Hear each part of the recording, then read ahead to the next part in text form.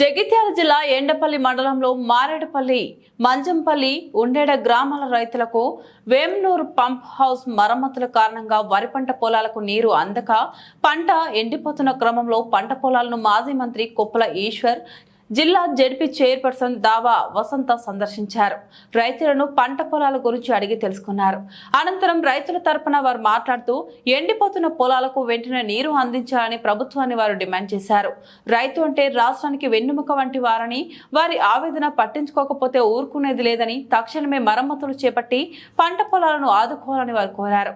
ఈ కార్యక్రమంలో ఎండపల్లి మండల పార్టీ అధ్యక్షులు సింహాచలం జగన్, గ్రామ శాఖ అధ్యక్షులు రాజిరెడ్డి, కొమ్ము సంజీవ్, ఎంపీటీసీ గాజుల మల్లేశం, బీఆర్ఎస్ నాయకులు ఏలేటి కృష్ణారెడ్డి, ఎండి రియాజ్, రాజేందర్, చింతల తిరుపతి, వ్యాల రామరెడ్డి, గంధం లక్ష్మీనారాయణ, అల్లె వెంకటేష్, రైతులు సానా తిరుపతి, గర్వందులు చంద్రయ్య, ఎర్రం రాజయ్య, చీమల శ్రీనివాస్, అల్లంల పావయ్య, అకిరెడ్డి రామయ్య, ముంజ మొగిలి, దాసరి చంద్రయ్య, కార్యకర్తలు, అభిమానులు తదితరులు పాల్గొన్నారు.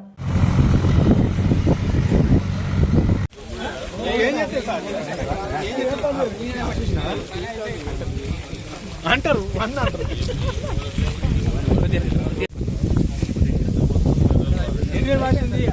ఓ రైతన్నా అన్నన్నా ఓ రైతన్నా ప్రభుత్వం రైతులకు నీళ్లు వెంటనే. జై జవాన్, జై కిసాన్, జై జవాన్, జై కిసాన్. రైతు లేనిదే రాజ్యం లేదు, రైతు లేనిదే రాజ్యం లేదు. జై జవాన్, జై కిసాన్, జై జవాన్, జై కిసాన్. జై జవాన్, జై కిసాన్. రైతు లేనిదే రాజ్యం లేదు, రైతు లేనిదే రాజ్యం లేదు. వద్దు వద్దు నాయన కాంగ్రెస్ పాలన, వద్దు వద్దు నాయన కాంగ్రెస్ పాలన. జై జవాన్, జై కిసాన్, జై జవాన్, జై కిసాన్. రైతు లేనిదే రాజ్యం లేదు, రైతు. ప్రభుత్వం నీళ్ళిచ్చి పంటలు కావాలి, ప్రభుత్వం నీళ్ళిచ్చి పంటలు కావాలి. జై జవాన్, పంటలను కాపాడాలి, ఎండిపోతున్న రైతుల పంటలను కాపాడాలి. జై జవాన్, జై కిసాన్, జై జవాన్, జై కిసాన్. ఇంకున్నాడు కూడా మొక్కలే 5 ఎకరాలు అన్ని 3-4 సార్లు మందుకు వచ్చా, 3 సార్లు మందు వెళ్ళా. ఇక పెట్టుబడులు ఏంటి అవి నాకు చదువుకోలే లెక్క రావు కానీ ఓ 70 లక్షలు 75 లక్షలు అయినాయి. ఇక పనితో 2 లక్షలు 3 లక్షలు వస్తాయని ఆశపడి చేస్తే ఇక మొత్తం ఇది పుల్లారిపోతాను. తాపకి ఇప్పటి 10 రోజులు ఉంది. ఆయన లక్ష్మణకుమార్ ఎంబడి తిరిగి సప్లై ఊపుకున్నాం. వస్తాయి మేము అధికారం లేనప్పుడే ఇప్పించినాం, ఇప్పుడు ఇప్పియామా మేము ఇస్తాం అని చెప్పి అన్న ధరపురి 8 సార్లు. ఈ నూతన నీళ్లు తాపకి దక్కుతున్నాయి. ఈ రోజు మరి వెనక్కి వస్తుంది. ఎన్ని పెట్టినా అలాగే మనకి సైకిల్ పెడితేనే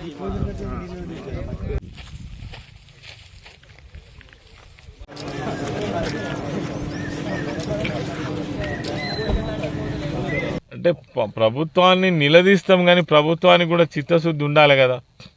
ఇలా కాళేశ్వరం దగ్గర ఒక కాఫర్ డ్యామ్ కట్టి నీళ్ళు ఆపి ఇవ్వచ్చు అనేటువంటిది ఎవరిని అడిగినా చెప్తున్నారు. 86 పిల్లర్లలో ఒక పిల్లర్కు క్రాక్ వచ్చినంత మాత్రాన నీళ్ళు ఇవ్వరాదని ఎక్కడ చెప్పట్లేదు. ఆ పిల్లర్ వరకు నీళ్ళు లేకుండా ఆపచ్చు, పంపు చేయొచ్చు. పంపు చేస్తలేరు, పంపు చేస్తే పైసలు ఖర్చు అవుతాయట. మరి పైసలు ఎవరి కోసం ఖర్చు పెడతావు? రైతుల పొలాల కోసం ఖర్చు పెట్టకుండా, రైతుల కోసం ఖర్చు పెట్టకుండా మరి దేనికి డబ్బులు ఖర్చు పెడతారో గౌరవనీయులైన ముఖ్యమంత్రి గారికి తెలిసి ఉండాలి. మరి దీనికి చాలా ఇది ఒక్క మా ప్రాంతంలోనే కాదు, దాదాపుగా చాలా జిల్లాలలో చాలా ప్రాంతాలలో ఇప్పటికే రైతులు ఆవేదనతోటి ఉన్నారు. మరి వాళ్ళకు వెంటనే ఒక పరిష్కారం కల్పించాలి. ఇప్పటికే ఎదురు చూస్తున్నారు. చాలా ఊర్లలో పంటలు ఎండిపోకపోయినా పెట్టుబడి పెట్టుకున్నాం, రైతు బంధు రాలేదని దీనంగా ఆశతోటి చూస్తున్నారు. రైతు బంధు ఇస్తారా ఇయ్యరా డిక్లేర్ చేయండి. రేపటికో మాపటికో మీ 100 రోజులు అయిపోతాయి. ఈ 100 రోజులు అయిపోయే లోపల మీ హామీలను అమలు చేస్తామన్నారు. ఏవి చేస్తారు, ఏవి చెయ్యరు, ఎందుకు ఇంత కన్ఫ్యూజ్ చేస్తున్నారు? ఒకవేళ ఎవరైనా అడిగితే మీరు మీ మీదికి వెళ్ళి మీరే చెప్పువాటి కొడతాం, ఎవడు వాడు చెప్పిందని మాట్లాడబడుతుంది. బలమున్నోళ్ళు నీళ్లు తీసుకపోయినంత మాత్రాన అందరూ రైతులే. ఏ ప్రాంతంలో ఉన్న రైతు అయినా రైతే, కిందున్న రైతు అయినా మీదున్న రైతు అయినా ఈయన బతకాలి, ఆయన బతకాలి. ప్రభుత్వంలో ఉన్నటువంటి వాళ్ళు, బాధ్యత ఉన్నటువంటి వాళ్ళు మంత్రులు కావచ్చు, ముఖ్యమంత్రులు కావచ్చు, మరి రైతులందరూ ఒక్కటే వాళ్ళు ఏ ప్రాంతంలో ఉన్న రైతులైనా ఒకటే అనేటువంటి భావంతో ఉండాలి తప్ప మరి ఒక దిక్కు తీసుకుపోతాం ఒక దిక్కు ఎండబెడతాం అనేది కూడా కరెక్ట్ కాదు. ఒకవేళ అటువంటి పద్ధతి చేసినట్టయితే కూడా అది మానుకోవాలని కోరుతాం. అధికారంలో ఉన్నప్పుడు ఎక్కడ ఒక పంట పొలాన్ని కూడా ఎండనీయలే. రైతు బంధు ఏ విడత కూడా ఆలస్యం కానియలే. రైతు బీమా 15-20 రోజులు తిరగకముందు రైతుకి అప్పచెప్పినాం. యూరియా కొరత రానియలే, కరెంటు కోతలు రానియలే. రైతును కన్న బిడ్డల్లాగా చూసుకున్నటువంటి ప్రభుత్వం కేసీఆర్ గారి ప్రభుత్వం. ఒకవేళ మేము డిమాండ్ చేసేది ఒక్కటే, నీళ్ళు ఇచ్చి పంట పొలాలను కనుక కాపాడలేనట్టయితే వీళ్ళకి నష్టపరిహారం ఇవ్వండి, సరైనటువంటి నష్టపరిహారం ఇచ్చి రైతును ఆదుకోండి అని మేము డిమాండ్ చేస్తున్నాం. లేకపోతే తప్పకుండా మేము ఉద్యమం చేసుడు కాదు, ఈ ఉద్యమం నాయకుల కోసం కాదు, యావత్తు తెలంగాణలో ఉన్నటువంటి రైతు లోకమే ఉద్యమం అవుతుంది. రైతులే ఉద్యమకారులు అవుతారు. ఈ రాజన్న ఆవేదన ఎవరు తీర్చాలి? ఇప్పుడున్న ఇక్కడ ఉన్న 100 మంది రైతుల ఆవేదన ఎవరు తీర్చాలి? దీనికి లీడర్లే అవసరం లేదు. రైతులకు అన్యాయం జరిగినాడు వాళ్ళే మాట్లాడతారు. వాళ్ళ పక్షాన మేము మద్దతుగా వచ్చినాం. గోదావరి పక్కనే ఉన్నప్పటికీ దాదాపు 50-60 సంవత్సరాలు నీళ్లు లేక వ్యవసాయాలు సాగక ఉన్నటువంటి రైతులకు తెలంగాణ రాష్ట్రం సాధించుకున్నదే నీళ్ల కోసం. ఆ నీళ్లపైన కేసీఆర్ గారు ప్రత్యేకమైనటువంటి దృష్టి పెట్టి ప్రాజెక్టుల నిర్మాణం చేసి, కాలువలు మరమ్మతులు చేసి, కొత్త కాలువలు కట్టించి, చెరువులన్నిటిని కూడా పూడికలు తీసి వాటి కట్టలు మరమ్మతులు చేసి నీళ్ల యొక్క ఏర్పాటు బ్రహ్మాండంగా చేసిన సంగతి మన తెలంగాణ రైతులందరికీ కూడా తెలుసు. అందుకే 9 సంవత్సరాల పాటు 1 ఎకరా భూమి 1 ఎకరా పంట కూడా రాష్ట్రం మొత్తంలో ఎక్కడ ఎండిపోయినటువంటి దాఖలాలు లేవు. ఇది ప్రభుత్వం యొక్క ముఖ్యమంత్రి గారి యొక్క ముందు చూపుతో చేసేటువంటి పని. వీళ్ళు ఒక సాకు చెప్పబోతుంది కాంగ్రెస్ ప్రభుత్వం. నిజంగానే 500 ఏళ్ళ నాడు కురిసినంత వర్షం పోయినసారి వర్షాకాలం పడ్డది. నీళ్లు లేవని కాదు, విపరీతమైన వర్షాలు పడ్డాయి.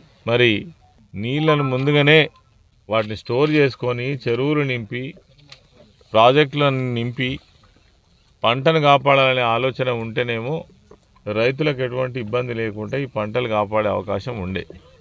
కానీ వాళ్ళకి ఎంతసేపు అధికార యావ గత ప్రభుత్వాన్ని ఆడిపోసుకోవాలి, ఏదో తప్పు చేసిందని ఎత్తి చూపాలనే యావ తప్ప ఇప్పుడు ఎండిపోతున్న పంటలకు నీళ్ళు ఇవ్వాలని కానీ, ఈ పంటలను కాపాడాలని కానీ, తక్షణం ఏం చేస్తే నీళ్ళు వస్తాయని కానీ ఆలోచన ఇప్పటి వరకు కూడా ఈ 3 నెలల్లో ప్రభుత్వం దీనిపైన ఒక్కనాడన్నా ఆలోచించింది లేదు. ఏమన్నంటే కాళేశ్వరం ప్రాజెక్టు కూలిపోయింది, ఇక నీళ్లు రావని చెప్పే ప్రయత్నం చేస్తున్నారు. పోయిన సంవత్సరం కూడా కాళేశ్వరం ప్రాజెక్టు ఉన్నది. ఈ టైం వరకు అంటే ఏప్రిల్ మే నెల వరకు కూడా మొత్తం చెరువులలో నిండుకుండా లెక్కున్నాయి. బావులు మొత్తం మీద దాకా నీళ్లు ముంచుకునేటట్టుండే నీళ్ళు. మరి అటువంటి పరిస్థితి నుంచి 3 నెలలు తిరగకముందే ఈ దారుణమైన పరిస్థితి వచ్చి ఇగో ఇక్కడ ముంజంపల్లి, మారేడుపల్లి, ఉండెడ చుట్టుపక్కల ఉన్నటువంటి గ్రామాలన్నీ కలిస్తే ఓ 1800 ఎకరాలలో సాగు చేసుకొని ఖర్చు పెట్టుకొని దాదాపు పొట్టకొచ్చే సమయానికి నీళ్ళు ఇస్తే బతుకుతాము అనేటువంటి పరిస్థితులలో మరి ప్రభుత్వం వైపు ఎదురు చూస్తే పోయి చెప్పుకుంటే కూడా దిక్కులేనటువంటి పరిస్థితి. నిజంగానే ప్రభుత్వం అనుకుంటే చేయాలనుకుంటే చేయొచ్చు కదా. ఇప్పటికి కూడా గోదావరిలో 4000 క్యూసెక్ల నీళ్లు సముద్రంలో పడుతున్నాయి. ఆపద్దనే ఆపుతలేరు. సుందిళ్లలో, మేడిగడ్డలో, తర్వాత అన్నారం బ్యారేజ్లలో 10 టీఎంసీల నీళ్లుండే, అంటే 1,00,000 ఎకరాలకు నీళ్ళు ఇచ్చేటువంటి నీళ్లుండే. వాటిని కావాలని ఈ సంవత్సరం ఏమైనా కావాలని ఆ నీళ్ళన్నీ సముద్రంలోకి వదిలిపెట్టిండ్రు. ఇప్పటికి కూడా పోయే నీళ్లను ఆపి పంట పొలాలను బతికిద్దామనే ప్రయత్నం లేదు. 4 రోజులు అయితే నాకు తెలిసి మంచినీళ్ళకు కూడా తీవ్రమైనటువంటి ఇబ్బందులు వచ్చేటువంటి పరిస్థితి ఉన్నది.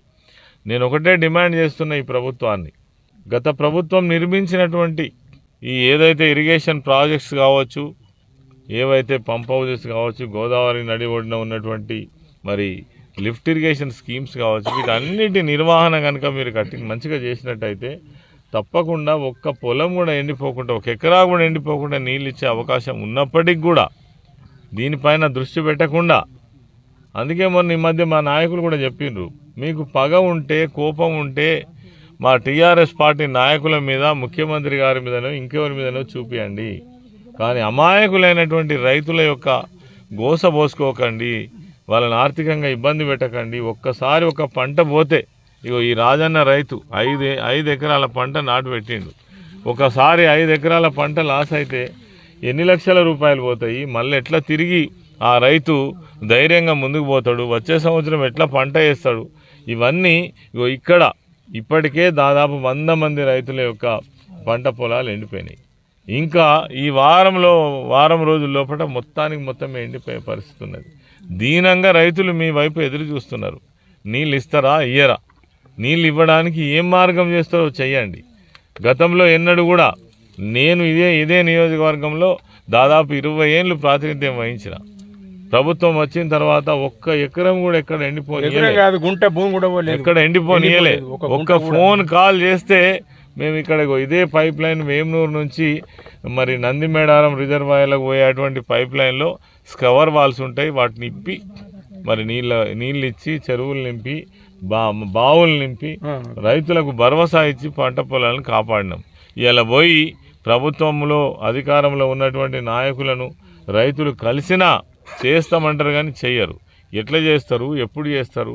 వెలుగటూరు ఉమ్మడి మండలంలో ఈనాడు రైతులు అందరూ కూడా మరి ఎంతో కాయ కష్టం చేసి ఈనాడు మరి వరి వేసుకొని మరి ఇంతో పెట్టుబడి పెట్టి పంట చేతికొస్తే మరి కుటుంబంతో సంతోషంగా మరి వాళ్ళ కుటుంబం ఆర్థికంగా ఎదిగే విధంగా ఉంటుందని చెప్పేసి రైతు ఎన్నో ఆశలతోటి ఎన్నో కలలతోటి ఈనాడు పంట వేసుకుంటే ఇక్కడ దాదాపు మరి 1800 ఎకరాల పంట, అదేవిధంగా 820 మంది రైతులకు మరి ఈనాడు పంట నష్టం జరుగుతూ ఉంది. పంట పొలాలన్నీ కూడా ఎండిపోతూ ఉన్నాయి అని చెప్పేసి మమ్మల్ని ఆదుకోవాలి అని చెప్పేసి ఈశ్వరన్నకు ఒక్క పిలవగానే మరి నేనున్నప్పుడు ఈశ్వరన్న మంత్రిగా ఎమ్మెల్యేగా ఇక్కడ అనేక సార్లు సేవలు అందించిండు. కాబట్టి మరి వాళ్ళకున్న అనుబంధం ఈనాడు రైతు మరి ఎర్రం రాజన్న 5 ఎకరాలు ఎండిపోయిందన్న, మీరు ఎమ్మెల్యేగా ఉన్నప్పుడు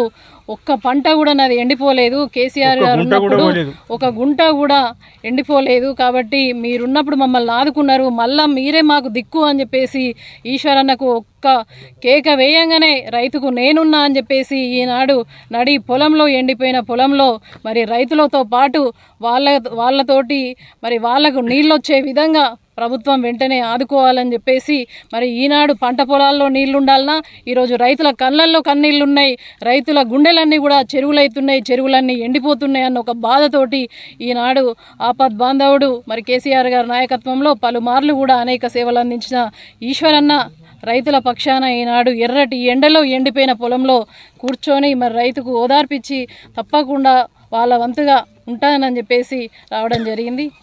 మరి ఈశ్వరన్న గారు తప్పకుండా ఈ ప్రాంతానికి పెద్దపల్లి నియోజకవర్గ ప్రాంతానికి మీ ధర్మపురి బిడ్డలందరూ కూడా ఎప్పుడు కూడా అన్నకు అండగా ఉన్నారు, మీకు ఎప్పుడు చివరి శ్వాస వరకు కూడా అండగా ఉంటారని చెప్పేసి విచ్చేసిన ఈశ్వరన్న గారు మీ తరపున మరి ఉద్దేశించి వారు మాట్లాడతారు.